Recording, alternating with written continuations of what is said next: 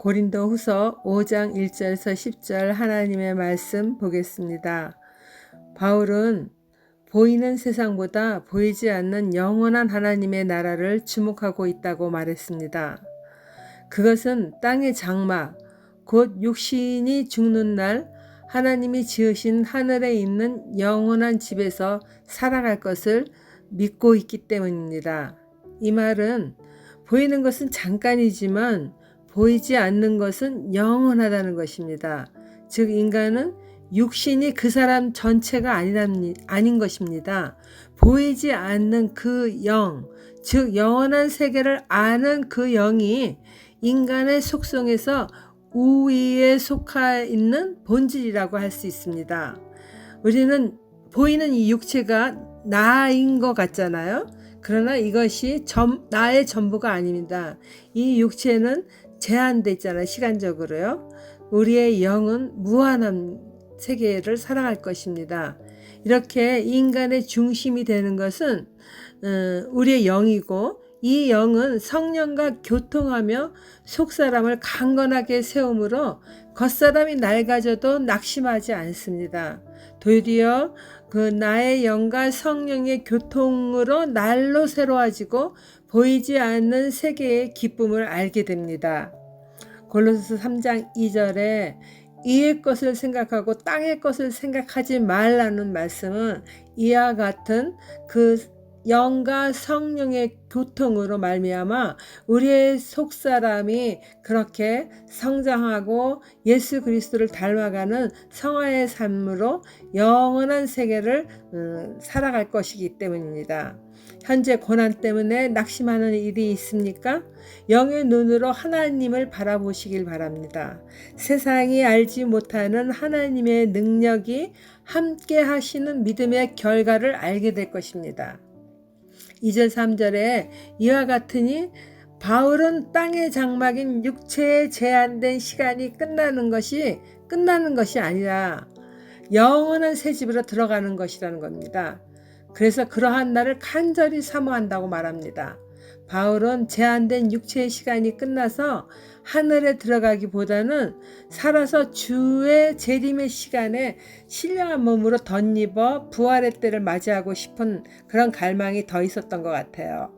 그 4절 5절에도 바울은 그렇게 죽지 않은 상태에서 바로 신령한 몸으로 바뀌어지기를 소망하였기 때문에 죽을 몸, 곧 육체가 영원한 생명으로 삼킨 바 되기를 원한다고 그렇게 간절한 표현을 썼습니다.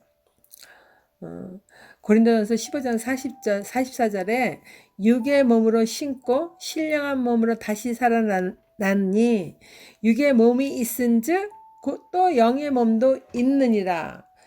바울은 정말 이렇게 말하는 이유 중에 또 하나는 당시 그 초대교회에 그 육체는 악하고 영혼만이 선하다는 극단적인 영육 이혼론자들인 영주주의자들을 반박하는 의도도 가지고 있습니다. 육체가 무조건 악한 것이 아닙니다.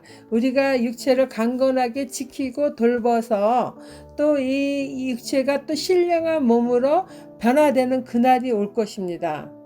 이러한 부활의 소망을 바울은 확신할 수 있었고, 우리도 이런 확신하는 믿음을 가지고 살 수 있도록 그렇게 하나님께서 우리에게 성령을 보증으로 보내주셨습니다. 성령과 함께하는 자만이 영원한 천국을 위하여 한정된 육의 시간을 헛되이 보내지 않고 영적인 세계를 위하여 준비하는 삶을 살 수 있습니다. 6절 부활의 소망에 대하여 확신할 수 있도록 하나님의 영 성령이 바울은 함께 함으로 항상 담대하며 육체를 입고 있는 한은 그리스도의 거처와 자신이 살고 있는 현재의 세상은 떨어져 있음을 안다고 말합니다. 영원한 세상에서 눈으로 주를 보는 것처럼 현재는 그렇게 행하지 않지만은 믿음의 눈으로 그리스도를 바라봅니다. 믿음으로 바라만 보아도 영원한 세계의 지극히 아름다움을 알기 때문에 바울은 육체에 있을 때 부활을 경험하지 못하더라도 이제는 육체의 죽음을 통해 주와 함께 있는 것을 원하는 마음이 계속 자라고 있는 거죠. 이제 죽음도 두렵지 않은 거죠. 물론 죽음을 바울은 두려워하지는 않았겠죠. 그 믿음이 있기 때문에. 그러나 육의 몸을 입은 채 그렇게 부활되기를 원하는 소망이 있었지만은 죽음을 통해서라도 그냥 이제 주님과 더 가까이 이렇게 가까운 곳에 있고 싶다는 그 마음, 열망을 볼 수가 있습니다. 9절 그러기에 육체로 살고 있는 현재나 죽음으로 육체를 떠나거나 상관없이 주를 기쁘시게 하는 자만이 되기를 원하는 그 소망을 갖고 있는 거예요. 육체의 죽음에도 초연하고 삶의 중심이며 목적은 궁극적으로 그리스도를 위하여 사는 것이라는 것을 말합니다.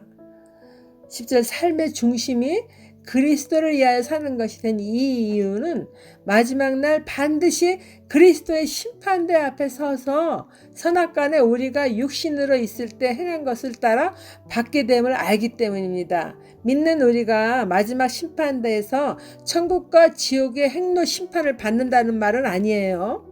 즉 구원을 얻은 우리들이 받을 상이 크거나 작거나 또 받을 상이 있거나 받을 상이 없어서 겨우 믿음으로 구원만 받는 거지 그러한 것들을 가늠하는 아마 심판대가 될 것입니다.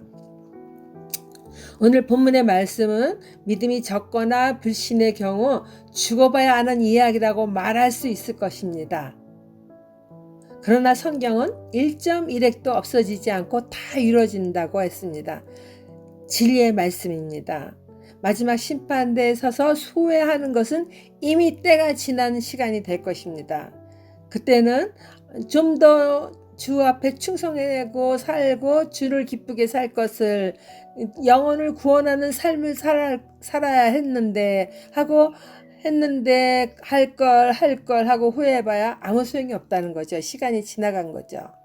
바울이 눈에 보이는 세상에 주목하지 않고 보이지 않는 세계를 바라보며 사나 죽으나 주를 위해 살고자 하는 믿음을 우리는 본받아야 되겠어요.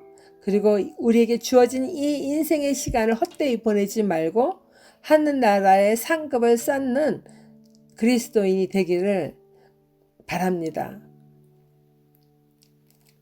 오직 너희를 위하여 보물을 하늘에 쌓아두라. 거기는 좀이나 동록이 해하지 못하며 도둑이 구멍을 뚫지도 못하고 도둑질도 못한다고 하나님 말씀하셨습니다. 이 땅에서 나의 모든 것이나 나의 시간, 나의 물질, 내가 하는 모든 것들이 주를 위해 살아가기를 원합니다. 주의 성령으로 충만하게 하시고 나의 유익함을 따라 살지 아니하고 하늘나라를 위하여 살아가는 믿음의 사람이 되게 하여 주시옵소서. 성령님 인도하여 주시옵소서. 예수님 이름으로 기도드립니다. 아멘.